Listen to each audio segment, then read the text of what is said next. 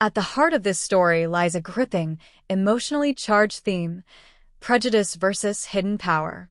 It explores how appearances deceive, how racial profiling continues to plague modern society, and how dignity, restraint, and silent power can rewrite the script in a world wired to judge by color, not character. The story exposes systemic bias through a single, explosive incident: a Black man being wrongfully ejected from a luxury hotel lobby by security guards who judged him based solely on race and clothing. But the real punch is this: they weren't removing a trespasser, they were throwing out the man who owns the building. The twist delivers a gut punch of irony, poetic justice, and revelation, as the audience slowly learns who this man truly is, not just in terms of wealth or position, but in moral stature, restraint, and quiet authority. The central idea revolves around identity, misjudgment, and reversal of power. The story's emotional arc moves from injustice and humiliation to revelation and vindication. At its core, this isn't just about revenge. It's about confronting deep-rooted assumptions and reclaiming dignity with quiet thunder. This story lives in the genre of social drama, layered with elements of mystery and a touch of psychological revenge. It unspools like a real-world fable, a modern-day parable about respect, silence, and how the most powerful voice in the room is sometimes the one that waits. It also fits within the category of moral thrillers, where justice is served not through violence, but through the careful unveiling of truth. The dominant emotion that should course through this story is a mix of righteous anger and profound vindication. The audience should feel the sting of injustice during the opening moments, the slow burn of curiosity as the man's identity is kept hidden, and finally the emotional release when the truth lands like thunder. Other emotional threads include tension, as the man stays quiet while humiliation builds; empowerment, when he reclaims control with intelligence and grace; satisfaction, when the system, or the individuals within it, must answer for their assumptions; respect, earned not through yelling or retaliation, but through poised, undeniable truth. This story resonates because it flips the narrative. It challenges societal norms. It forces us to confront how quickly we judge based on race, clothing, and demeanor. And more than anything, it teaches that true power doesn't need to shout, it just waits for the right moment to speak. I said leave. Now. The security guard's voice cracked through the grand hotel lobby like a whip. Heads turned. Forks paused midair over plates of eggs Benedict and steaming cups of coffee. The man in question, tall, calm, and wearing a plain hoodie with faded jeans, didn't flinch. He just stood there, silent, unmoving, as if the insult hadn't landed, as if he didn't hear the command echoing through the marble columns and chandelier light. But he had. He heard every syllable. The second guard stepped forward, hand already on his walkie-talkie, eyes scanning the guests, reading their discomfort. A Black man in street clothes standing too long in the lobby of a five-star establishment? Red flags were flying in their heads. "We've asked you nicely," the second one said. "Guests only. You don't belong here." The man's eyes flicked toward the front desk. The clerk, a young blonde woman with polished nails and a plastic smile, refused to make eye contact. She was the one who called them. She had watched him walk in and assumed the worst. Assumed he was trouble. Assumed he was lost. Assumed he was a threat. Assumed wrong. Still, the man didn't speak. He simply glanced at the time on his watch. 9:01 a.m. Right on time. The board meeting would begin in 29 minutes on the 15th floor. But here he was, being treated like a trespasser in his own building. The guards advanced. One placed a firm hand on his shoulder. "We won't ask again." The moment froze. People were watching now, phones out, capturing it all. The takedown of a man who hadn't raised his voice, hadn't lifted a finger, hadn't done a thing. He didn't resist. He didn't argue. He didn't pull out a badge or bark about who he was. Instead, he looked up at the chandelier overhead, exhaled slowly, and whispered under his breath, "Remember this moment." The guards didn't hear him, but they would. They grabbed his arms, too roughly, and marched him out through the revolving door like he was trash. Outside, The air was cool. Morning sun bounced off the glass towers lining the street. The man stood still on the sidewalk as the doors spun closed behind him. He didn't fight to get back in. He didn't yell. He just smiled, small, quiet, dangerous. Because inside that hotel on the 15th floor in 27 minutes, a boardroom full of executives would be waiting for him.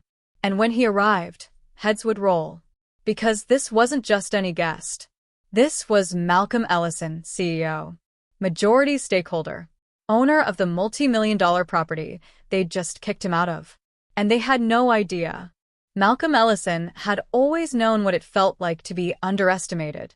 At 42 years old, he was a man who'd built an empire brick by silent brick, boardroom by bloodbath. His name wasn't splashed across magazine covers. He wasn't interested in being the loudest voice in the room. That was for people with something to prove. Malcolm had already proven it. He stood 6'2", with deep mahogany skin, sharp cheekbones, and a quiet intensity in his eyes that made most men hesitate before speaking too casually around him. His voice was smooth, calculated, used sparingly. Every word felt earned. But if you passed him on the street, dressed the way he was this morning, in an old hoodie, jeans, and worn sneakers, you wouldn't think twice. And that's exactly how he liked it. People always showed their true colors when they thought you had no power. Today they had. Born and raised in the south side of Chicago, Malcolm had known hardship from the start. His mother worked 3 jobs. His father, well, Malcolm barely remembered his face. He'd been more myth than man, a figure who disappeared into the fog of memory long before Malcolm learned how to tie his own shoes. From a young age, Malcolm learned how to read people. Not books. Not numbers. People. He watched how teachers treated the rich white kids differently. He watched how store owners followed him around aisles. He watched how his mother's back curved under invisible burdens no one else seemed to notice. And he swore, deep in his gut, that one day, people would look at him differently. Not because of fear. Not because of pity. But because of respect. That vow had carried him through scholarships, late nights in law libraries, and his first failed business at 23. He lost everything in 2009, slept in his car for 3 weeks, ate ramen and watched the city skyline through cracked glass. And then slowly he rebuilt. By 30, he was a rising star in real estate. By 35, he owned a string of boutique properties. And by 40, he had closed on the crown jewel, the Halcyon, a luxury hotel in the heart of downtown Los Angeles. One of the last Black-owned high-end properties in the country. A beacon of excellence. A statement. But he didn't put his face on the website. No flashy PR stunts. No press conferences. Let the numbers speak. Let the buildings speak. Let the silence speak. That morning, Malcolm had left his penthouse suite wearing something simple. No driver. No assistant. Just him. He liked walking into his properties anonymously. It reminded him of the gap between perception and reality. It reminded him of how far he'd come, and how far the world still had to go. And yet, even with all that he had accomplished, even with millions in the bank and a name whispered in the corridors of power, it took only 7 seconds for security to decide he didn't belong. He didn't blame them. Not entirely. He blamed the system that raised them to think a man like him, dressed down, had to be a threat. He blamed the culture that taught fear before curiosity. He blamed the world that still clutched its purse when he stepped into an elevator. But this wasn't about blame. This was about choice. And Malcolm Ellison had made his choice long ago. Never match ignorance with rage. Match it with power. Silent, crushing, undeniable power. Now, as he stood outside the building he owned, watching guests move through the gleaming lobby, he wasn't angry. He was focused. Focused on what would come next. Focused on the moment they'd realize what they'd done. Focused on the lesson they were about to learn. Because Malcolm didn't carry a business card in his pocket. He carried the deed. And he wasn't done yet. 10 minutes after being removed from his own hotel, Malcolm was in motion. Not with fury. Not with panic.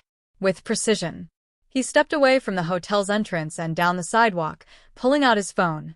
The morning sun was hitting the glass facade of the Halcyon like a spotlight on a stage. It was poetic, really. The whole world about to watch something unravel. He tapped once on a screen. A single message. Move boardroom to 16th floor. Security breach. No names yet. He didn't need to explain further. His executive assistant, Janelle, would understand. She always did. She was ex-military, razor-sharp, and fiercely loyal. If Malcolm said there was a breach, something was about to go down. He turned the corner, entering the private staff entrance 3 buildings down, discreet, unmarked. He swiped his ID on a hidden panel and stepped into the executive elevator. Only 5 people in the entire company had access to this route. No cameras. No questions. As the elevator rose, floor by floor, his reflection stared back at him from the steel walls. Still calm. Still collected. But beneath that stillness, the fire had started to simmer. At floor 16, the door slid open to a minimalist hallway lined with polished ebony floors and matte black doors. The boardroom was at the end, glass-walled, soundproof, and filled with the hum of soft conversation. Janelle met him halfway, tablet in hand. "You're early," she said, already catching the look in his eyes. "Problem?" He nodded. 2 security guards. 1 desk clerk. All 3 need to be in that room within 15 minutes. Janelle's eyes narrowed. She didn't ask why. Instead, she tapped on her tablet. "Consider it done." Malcolm walked into the boardroom, the hum of voices falling silent the moment he entered. 12 men and women in tailored suits turned toward him, each one holding some piece of his empire: finance, hospitality, real estate, media. "Morning," Malcolm said, settling into the head seat. Agendas changed. No one dared ask why. 10 minutes later, the door opened. In walked the same 2 security guards from earlier, now out of breath, visibly confused, one of them clutching a clipboard like it was a shield. Behind them came the front desk clerk, Ashley, her name tag read. She looked even more nervous, her eyes darting across the room like she knew something had gone wrong, but hadn't figured out what. Janelle motioned for them to stand near the center of the room, then closed the door. Malcolm rose slowly from his seat, placing both palms on the gleaming obsidian surface of the table. "You recognize me now?" he asked. The room was silent. The guards exchanged glances. Ashley's mouth opened slightly, then shut again. "I didn't think so," he said. "Let me help you." He pulled a sleek remote from his pocket and tapped a button. The digital display behind him lit up, projecting a photo, his own face, sharp in a charcoal suit, standing in front of a construction site with the caption, "Malcolm Ellison, CEO of Ellison Global Holdings, acquires the Halcyon Hotel for $82 million. Ashley gasped. The guards paled. "You threw me out of my building," Malcolm said, stepping forward slowly. No identification. No questioning. No cause. Just judgment. He wasn't yelling. He didn't have to. His voice filled the room with something heavier than volume, truth. "I've walked into this hotel dressed like a millionaire. You shook my hand. Called me sir. Today I came in like anyone else, hoodie, sneakers, no entourage. And suddenly I was a problem." He let that sit. He wanted it to rot in the silence. I wasn't just profiled. I was humiliated. In front of guests.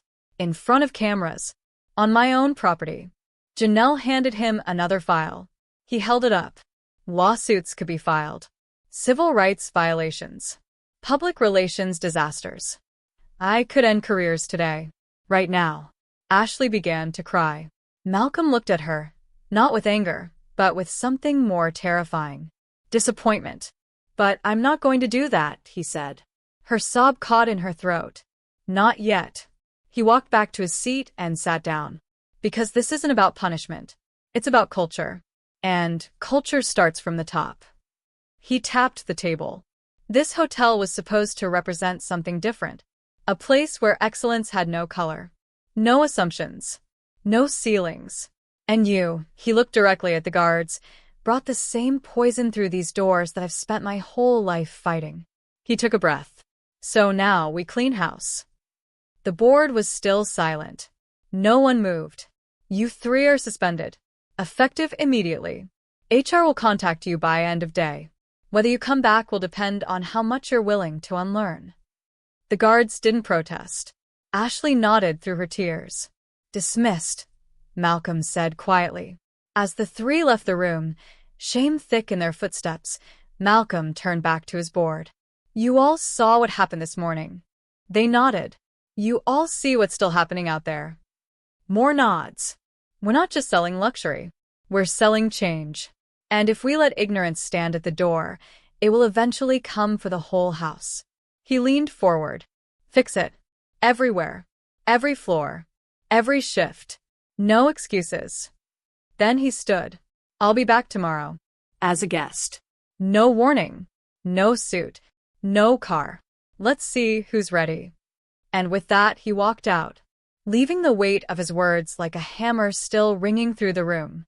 The next morning, Malcolm stood across the street from the Halcyon once again. But this time, he didn't just blend in. He disappeared. A gray beanie tugged low, hoodie zipped halfway, a backpack slung over one shoulder. No watch, no car keys, no wallet flashing out from his pocket. Just another black man walking the sidewalk, unnoticed by the world, but deeply aware of it. This wasn't just a test. It was a mirror. He wanted to see if the hotel had learned anything in 24 hours. If the words spoken in the boardroom had traveled beyond its glass walls. If policy had turned into practice. He crossed the street slowly, feeling the cool morning breeze bite against his cheeks. People bustled around him. A valet opened the door for a white couple in designer suits. A bellhop rushed out to help an older man with his bags. Nothing unusual. Nothing dramatic. Until Malcolm stepped into the lobby. Then silence. Just for a second. Just long enough. A different security guard stood at the door today. Older, maybe late 50s, with warm brown skin and tired eyes that scanned Malcolm without judgment. Good morning, sir, he said with a respectful nod. Malcolm nodded back, stepping inside. He made his way to the front desk, where a young man, Latino, maybe early 30s, looked up and smiled. Welcome to the Halcyon, he said. Do you have a reservation, or would you like to check availability? Malcolm didn't answer right away. He was watching, listening. The tone, the body language, the eye contact. No flinch. No sideways glances. Just service. It was working. But Malcolm didn't relax. Not yet. I don't have a reservation, he said calmly, voice even. Just passing through. Wanted to grab a coffee in the lounge. Of course, the man replied. Please help yourself. Would you like me to validate your parking? Malcolm raised an eyebrow. Subtle. Thoughtful. Efficient. No, I'm good, he said. He turned and walked toward the lounge, heart beating slow and steady. But before he could reach the seating area, a voice called from behind. Excuse me? He stopped. Turned. A woman. Mid-40s. Blonde. Designer purse. Corporate name badge around her neck. Eyes narrowed like she was reading a foreign language scrawled across Malcolm's face. Are you a lost? She asked. There it was. Not from staff. From a guest. Malcolm gave a soft smile. No, he said. I'm exactly where I'm supposed to be. Her eyes narrowed further. Well, this part of the hotel is for guests only. And, are you a guest? Her tone was sharper now. Authoritative. Malcolm didn't answer right away. Instead, he glanced at the name badge clipped to her lanyard. Tanya Reed, West Coast Regional Manager, Halcyon Hospitality Group. Interesting. She didn't recognize him. He could have ended it right there. Dropped his name. Pulled rank. But that would have missed the point. Instead, he said, not yet. She looked at him with suspicion. Then I'll have to ask you to leave. We can't just have random people wandering the halls. He stepped closer, calm, unthreatening, but clear. And what is it about me, he asked gently, that feels random to you? She blinked, caught off guard. It's policy. Security. But I passed security. Well, still, it's a private establishment. And yet I own it. Silence. Dead silence. Her mouth opened, then closed. Her eyes did a quick flick to his backpack. His hoodie. His face. then to the floor. I didn't, she stammered. You didn't know, Malcolm finished for her. I understand. He reached into his pocket and pulled out a sleek business card.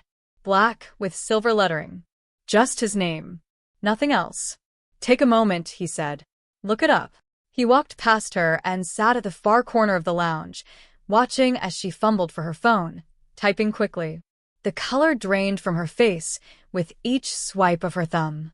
He didn't need to see it to know. It always happened the same way. 2 minutes later, she approached him again, this time slower, more composed. But her voice trembled. Mr. Ellison. I'm so sorry. I had no idea. I know, he said, not looking up from the coffee in front of him. That's the problem. She stood there awkwardly, unsure of whether to stay or leave. You can sit, he said. She pulled the chair across from him and sat, clutching her bag like a lifeline. I've been working in hospitality for 19 years, she said.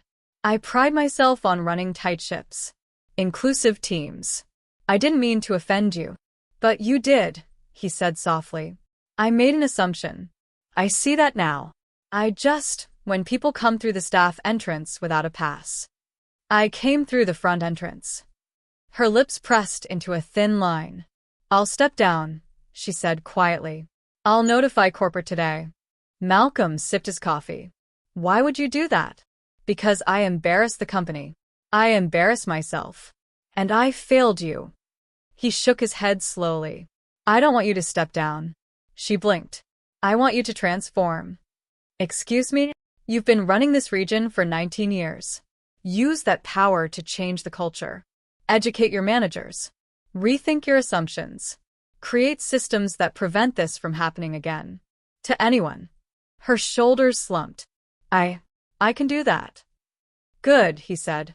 Start today. He stood and buttoned his jacket.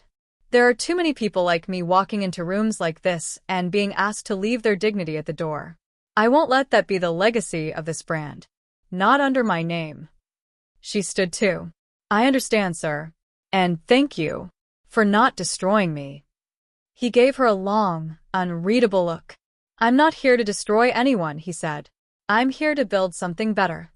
Then he walked away, past the front desk, past the valet, out the door. The journey had begun, not just for him, but for every person in that building. And now, the real work would begin. Because respect couldn't be demanded. It had to be built, one interaction at a time. A week later, Malcolm sat alone in a private office on the 38th floor of the Halcyon. The skyline stretched out before him like a living painting, cranes rising, traffic flowing, sun dipping behind glass towers. But his eyes weren't on the city. They were locked on a file in his hands. A thick, confidential report. One he hadn't expected to receive. He flipped through the first few pages, his expression unreadable. The audit results were damning. Internal memos, customer complaints, staff testimonials, and even anonymous reviews, all pointing to a deeply embedded problem. Racial profiling, discrimination, unconscious bias, and not just a one-time slip. It was systemic, pervasive, a slow, silent rot eating away at the foundation of a brand he had poured his soul into. Malcolm leaned back in his chair, exhaling deeply. He thought he was fixing one location. He thought Tanya was the anomaly. But this wasn't one person. This was a pattern. And worse, someone inside had buried it. He turned to the back page. A name circled in red ink. Jonathan Hale, Chief Operations Officer. His former friend. A man Malcolm had mentored. He closed the folder slowly. This wasn't just about a black man being kicked out of his own hotel anymore. It was about an empire poisoned at the root and a traitor smiling in the boardroom. A knock interrupted his thoughts. It was Deshawn, his longtime assistant and trusted right hand. You got a second? Deshawn asked, stepping in. Malcolm nodded. Deshawn closed the door behind him and sat down, eyes serious. I found something you need to see. He handed over a USB drive. Malcolm raised an eyebrow. What is it? Security footage. From the week before you were kicked out. Malcolm plugged it into his laptop, pulling up the files. Deshawn pointed. That one. Watch that one. Malcolm hit play. The grainy footage showed the lobby of the Halcyon, clean, bright, bustling. Then Jonathan Hale walked into the frame. He was laughing with Tanya, smiling too wide. And then he did something strange. He pointed to the front entrance right as Malcolm walked in through the doors. Malcolm paused the footage. "You see it?" Deshawn asked. "Yeah," Malcolm murmured. Jonathan knew Malcolm was coming. And he didn't warn anyone. In fact, he pointed him out, like setting a trap. "Keep watching," Deshawn urged. Malcolm pressed play again. Tanya's body language shifted. Her shoulders straightened. Her head tilted. And within seconds, she was walking directly toward Malcolm with that same confrontational posture she'd used the day she approached him in the lounge. "You think this was planned?" Malcolm asked. "I think it was staged," Deshawn said flatly. "Set up to test you. Humiliate you. Maybe even provoke a reaction." Malcolm's blood ran cold. It made sense now. The timing, the confusion, the overreaction, the convenience of it all. And Jonathan had known. He slammed the laptop shut and stood abruptly, pacing the office. "I trusted him," he muttered. "You still can't trust that man," Deshawn said. "You know what he's doing, right?" Malcolm looked over. "What?" "He's floating your seat, talking to investors. Quiet meetings behind closed doors. Trying to position himself as the safe bet in case the board thinks you're too radical." Malcolm laughed bitterly. "So now I'm too black to lead a company I built." Deshawn shrugged. "You scared him, boss. That's what happens when we start asking for more than a seat at the table. You didn't just show up, you asked why the table was set the way it is." Malcolm clenched his jaw. The game had changed. This wasn't about one incident anymore. This was war. He turned back to the window, eyes blazing now. "Get me the board," he said. Deshawn blinked. "All of them. All of them. I want a full meeting, 72 hours from now. And no more behind the scenes. I want it on record. Transparency. Truth. No filters." Deshawn gave a small, proud nod. "Let's shake the foundation." 3 days later, the boardroom buzzed with tension. 12 people seated around a long mahogany table, executives, shareholders, legal advisors, and Malcolm at the head.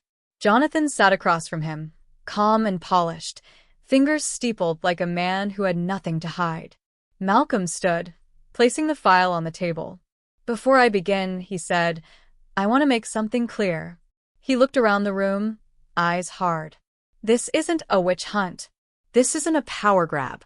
This is about truth, and who's willing to face it." He opened the folder. "Laid before you are documents detailing over 30 separate incidents of racial profiling and discriminatory behavior across 6 of our major properties." He paused to let it sink in. These incidents were reported, documented, and filed through proper channels. And yet, nothing was done. A few members shifted in their seats. The audit also reveals a pattern of suppression, internal complaints mysteriously disappearing, memos being edited, video footage missing. He looked straight at Jonathan, and one name appears on nearly every document trail. Jonathan raised an eyebrow, unbothered. "Are you accusing me of something, Malcolm?" "I'm not accusing," Malcolm replied. "I'm presenting evidence." He clicked a remote. The screen behind him lit up with the security footage. They watched in silence as the scene played out, Jonathan pointing, Tanya reacting, the confrontation unfolding like a scripted scene. When it ended, Malcolm turned back to the table. "Now I'll ask a question." He walked slowly around the room. "Why is it that a black man can build something from nothing, can rise to the top, and still be treated like a threat in his own house?" No one answered. "Why is it that our values only matter until they inconvenience someone?" Still silence. "I'm not here to make you comfortable. I'm here to make this place worthy of the people who trust us with their time, their money, and their dignity." He stopped in front of Jonathan. "You once told me you believed in me." Jonathan smiled coolly. "And I still do. But emotion doesn't run a company. Logic does." Malcolm nodded. "Then let's be logical." He slid a document across the table. A motion to suspend Jonathan Hale effective immediately, pending a full investigation. Jonathan laughed. You don't have the votes.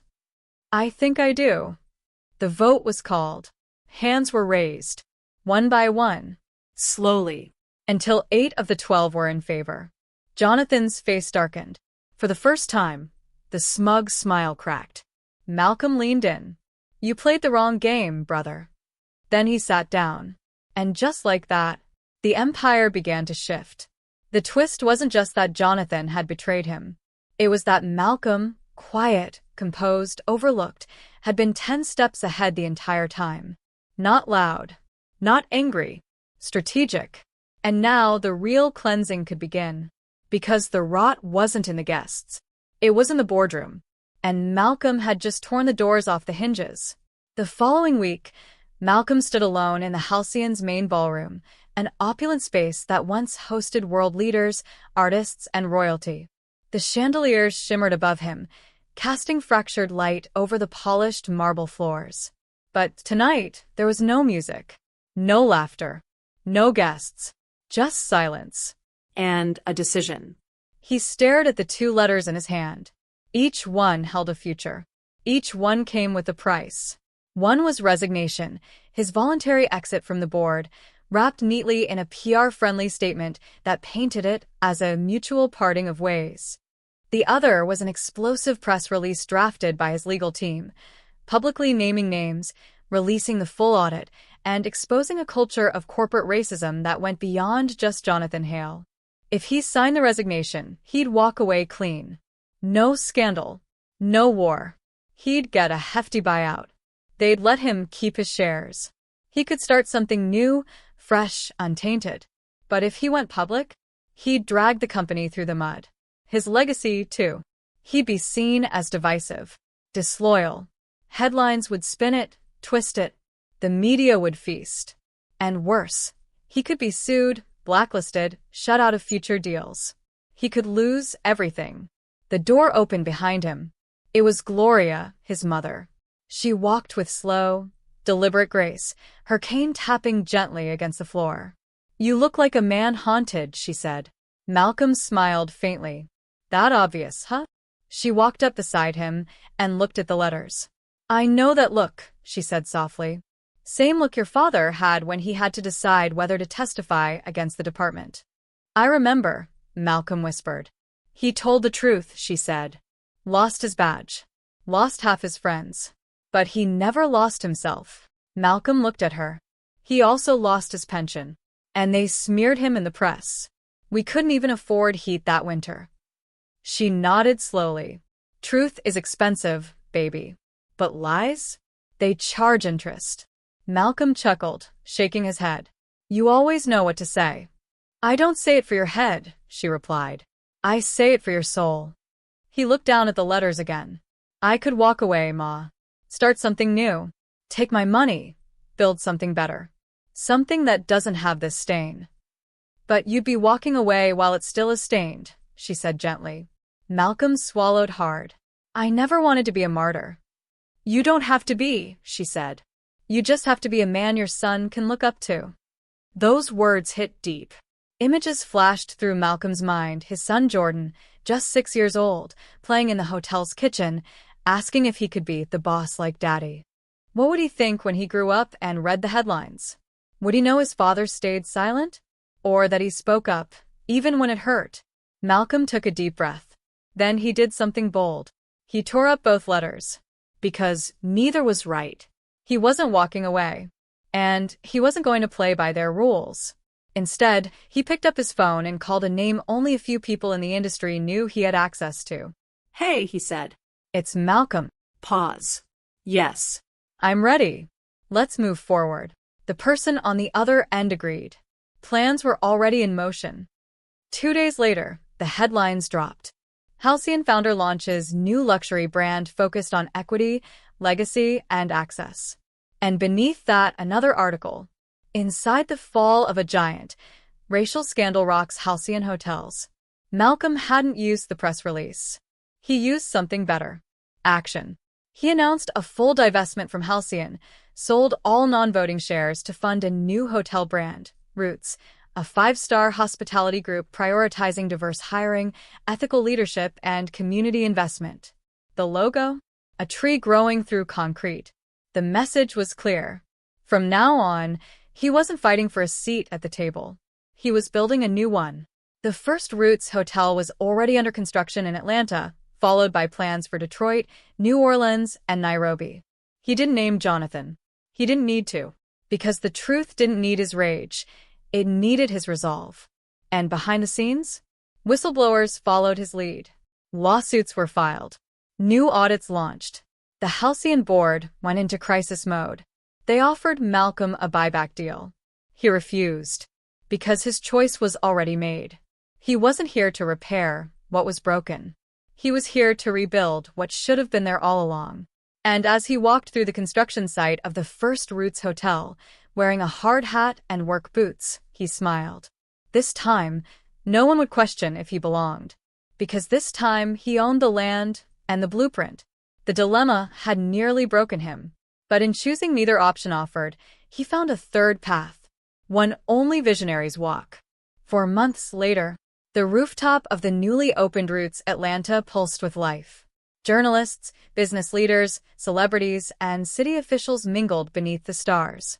Strings of warm Edison lights hung above reclaimed wood tables, and the smell of jerk chicken and fresh hibiscus cocktails danced in the breeze. A jazz quartet played in the background, their notes soft but rich, adding a heartbeat to the evening. Malcolm stood near the edge of the rooftop, overlooking the Atlanta skyline. He was dressed simply, no tie, no designer labels, just a clean-cut shirt and blazer. A badge clipped to his belt read Founder. He had done it. Roots was real. Not just a concept. Not a mission statement. It was a breathing, thriving embodiment of everything he'd been told couldn't exist. A Black-owned, Black-led luxury hotel that wasn't a diversity initiative. It was the standard. But even in triumph, the battle wasn't over. As Malcolm prepared to give his keynote address to the crowd, his assistant, Dee, walked over with urgency in her eyes. "You need to see this," she said, handing him her phone. It was a breaking news alert. Jonathan Hale to deliver statement on Halcyon scandal. Live Chen 5 minutes. Malcolm's stomach tightened. "Turn it up," he said. They linked her phone to the rooftop sound system. Suddenly, the rooftop party went quiet. The jazz stopped. All eyes turned to the giant projector screen that had been playing a slideshow of Roots' construction. Now it cut to a live newsroom feed. Jonathan Hale sat before a podium, pale and tight-lipped. Behind him were 3 lawyers, a PR rep, and no Joy. He adjusted the microphone, looked down, and began reading from a statement. There has been much speculation and concern surrounding recent allegations made against the leadership of Halcyon Hotels. I want to address these personally. He paused, took a deep breath, then continued. I want to begin by acknowledging that my actions and inactions contributed to a culture that failed not just our values but our people. The crowd on the rooftop collectively exhaled. He kept going. I personally wronged Mr. Malcolm Devon. I made assumptions based on prejudice. I undermined his position. I was part of decisions that silenced, humiliated, and dismissed him and others. And I was wrong. Silence. Unblinking silence. Even the night seemed to hold its breath. I have resigned from my position as CEO, effective immediately. The board will initiate a full independent review, and I have agreed to cooperate fully with any and all investigations. To Mr. Devon, I offer no excuses. Only a sincere apology and the hope that this is a beginning, not an end. The feed cut. No questions. No spin. Just done. The rooftop stayed quiet for a few more seconds. Then applause broke out. Not loud or showy, but raw and honest. But Malcolm? He didn't smile. Didn't clap. He just nodded slowly. Because he didn't need Jonathan's apology. He had already healed. But now? Now the world had heard it, too. Dee turned to him. Do you still want to give your speech? He looked at her, thoughtful. Then he stepped up to the podium, adjusted the mic, and let his voice carry over the rooftop and into the city air. I wasn't planning to say anything about what you all just heard. But maybe it's better this way. Maybe the universe wanted us to witness this moment, not to celebrate a fall, but to understand how far we've come. He scanned the crowd, locking eyes with young professionals, elders, and kids standing on tiptoe just to see. There was a time, he said, when I thought the fight was about proving I belonged at someone else's table. A time when I believed success meant acceptance, recognition, a seat. He shook his head. But that was never the goal. The goal was ownership. The goal was vision. The goal was freedom, not just for me, but for every person told to wait, to shrink, to stay quiet. A murmur of agreement moved through the crowd. Roots is not just a hotel. It's a declaration. That excellence is not exclusive. That luxury is not elitist. That legacy belongs to us, too. Applause grew. And let's be clear, he said. We didn't build this to make a statement. We built this because it should have always existed. Now people were cheering, cameras flashing, a standing ovation rising. And Malcolm? He finally smiled. Because the climax wasn't a takedown. It wasn't revenge. It was redemption. For every ancestor who built empires with no credit. For every visionary told not yet. For every young black child who needed to see it done first to believe it was possible. He stepped back from the mic and walked to the edge of the rooftop again. This time his mother was waiting for him. She took his hand and whispered, "Your father would have been so proud." "I hope so," Malcolm whispered.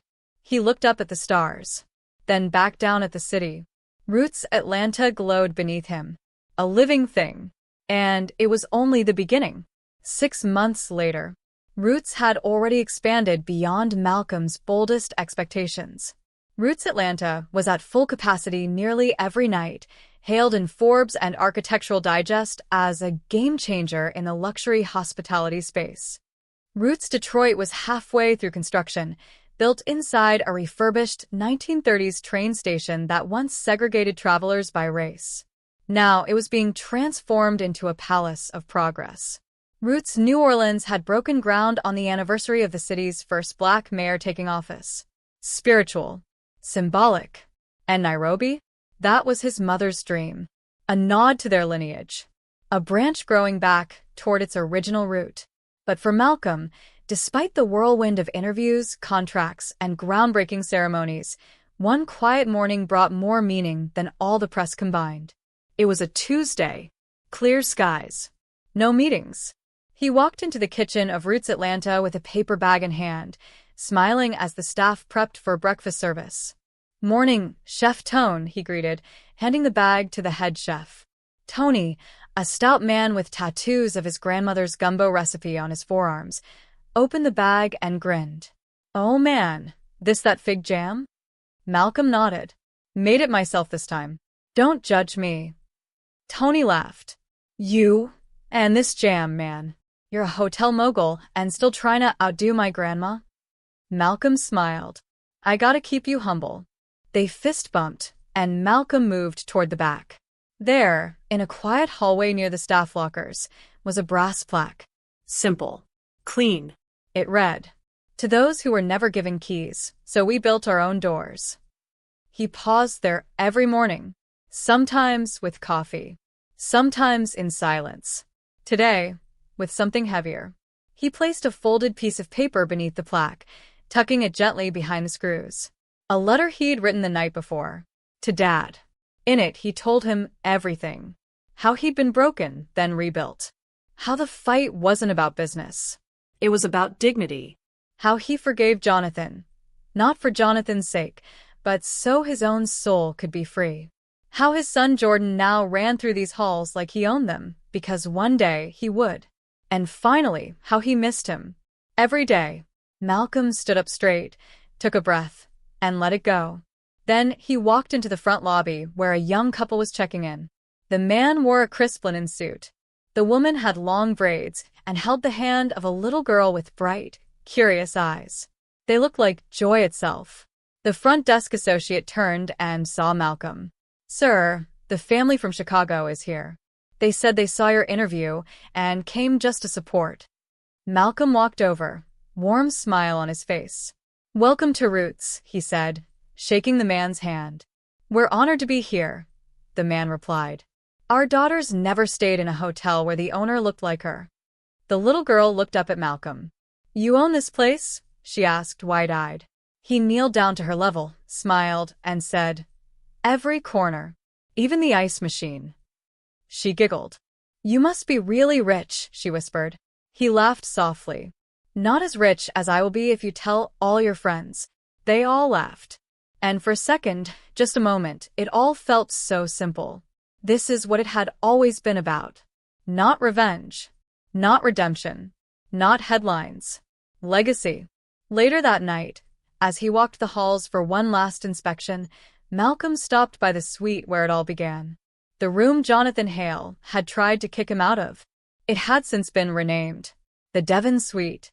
He stepped inside, alone, and stood by the window. The city glowed. He could see the rooftop from here, the exact place he had spoken his truth.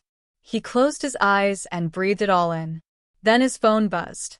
A text from Jordan's mother. "He's asking if Daddy can read him a story tonight." FaceTime. He smiled. Yes. Always. As the call connected, Malcolm saw his son's face light up. "Daddy." "Hey, little king. Can you read the one about the tree again?" Malcolm reached for his worn, dog-eared copy of The Giving Tree. But tonight he paused. Then looked at his son and said, "Actually, let me tell you a new story tonight. It's about a man. A man who got kicked out of his own kingdom, but decided to build one that no one could take from him." His son's eyes widened. Was he a superhero? Malcolm smiled. Something like that. He began to tell the story. And somewhere in that room, somewhere between the joy of a child and the resolve of a father, Malcolm Devon finally felt the weight lift. The cycle was broken. The seed had grown. Roots had risen. And this story? It was just the beginning.